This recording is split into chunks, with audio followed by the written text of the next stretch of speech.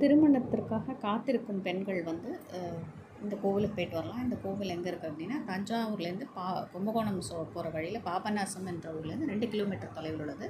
கபிஸ்தலம் இந்த கோவில் பேர். இந்த கோவிலில் வந்து ஏகாம்பரேஸ்வரர் லிங்க திருமேனியில் காமாட்சி அம்பாலும் இருக்காங்க. இந்த கோவிலில் வந்து திருமணமாகாத பெண்கள் வந்து கண்ணாடி வளையலை மாலையாக கோர்த்து அந்த அம்பாளுக்கு அணிவிச்சா அந்த வளையல்களை வந்து பிரசாதமாக அவங்க கொடுப்பாங்க.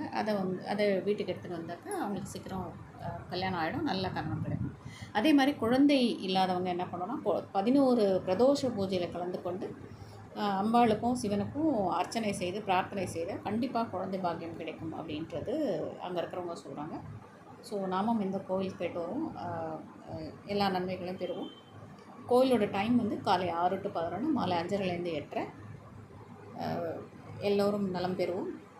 நற்பவி நற்பவி நற்பவி. நன்றி, வணக்கம்.